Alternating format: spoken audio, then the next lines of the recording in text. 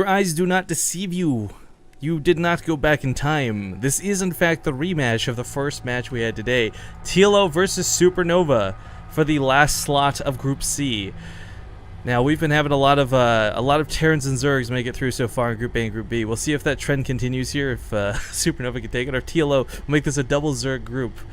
Regardless of which, it's sad to see Hearthstone go, but we'll find out which of these two guys will make it through and which will be the second player eliminated from the big one. Spotted here, the bottom left corner of the map from Root Gaming, recently joined Root for Root. It's the blue Terran player, Supernova. In the upper right, as the red Zerg, it is Liquid TLO. Now, something people have been kind of noticing. Yeah, the tournament's called the Big One, guys. It has absolutely nothing to do with the fact that TLO's brother is also known as the Big One. It is entirely because I am not very creative, and we needed a name for the tournament other than Base Trade TV Tournament. So we figured this is the biggest thing we've ever thrown. We've always thrown like some show matches together, spending close to $1,000 sometimes on one day. But this is by far, with $5,000 as the prize, the biggest tournament we've been personally hosting to date. For those who don't know the breakdown of this, there's $2,500, $2,500 for first place, $1,500 for second, $500 for third, $300 for fourth. I mean, this is better than most monthly finals. And then, of course, even just by getting out of your group, 5th to 8th place in this tournament gets $50 for a couple best of threes. I don't think anyone walks away unhappy, as long as they get through the group stages, that is. Yeah, so someone walks away unhappy. Well, the first series was a little bit odd to watch. You know, Supernova took a quick victory, but the TLO brought it back with a 2-1. I don't know if TLO's still riding that momentum. Maybe he's awake now. Whatever the case may be, he looked a lot scarier in those games that he won. And, of course, he's had a little bit more practice. Just finished the ZVZ, pretty intense versus Solar. And now he fights off against Supernova once more. And Supernova, I don't know.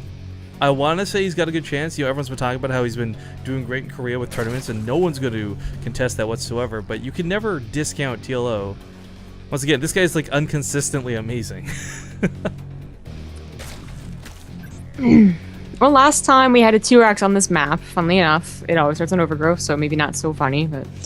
and that T-Rex worked wonders. You know, I'm actually a little surprised he didn't do it again. I think it would be like the ultimate bookend. You know, we started with it, we ended with it. Right? Like, at the same time, though, you got to consider, like, does TLO fall for it? I mean, you can always react differently the second time around, whatever argument you want to make about it. But SCVs, or sorry, not SCVs, rather, Zergling's coming across the map, and he will see a bunker down, so he's not going to be able to do that nice little harass move.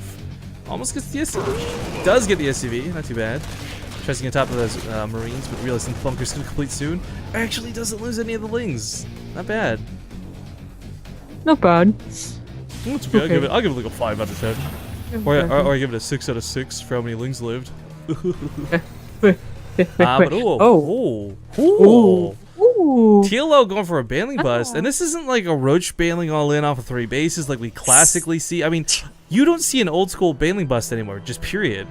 No, you don't. And you know, I mean, Supernova scouted the late hatchery for as EVT.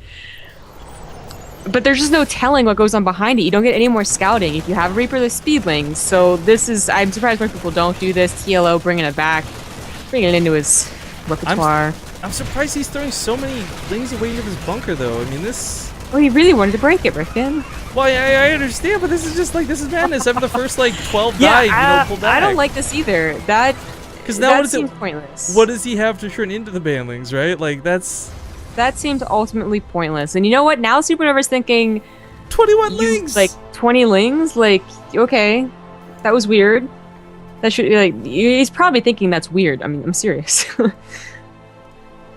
Alright, so for TLO, this is not the most amazing start of the game, but the problem is, he is going all in with this. There's not going to be a follow-up, he's not droning, there's not going to be a fast third.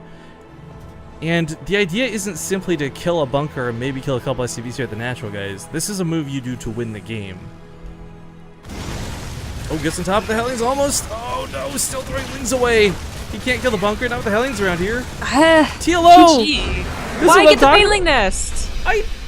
And not make any bailings. Okay, so before we get too much on TLO's case, there is one way to do this is to try and break the bunker with purely lings and then build the banelings. That's certainly true. But like being able to tell you weren't going to break the bunker is a good thing too.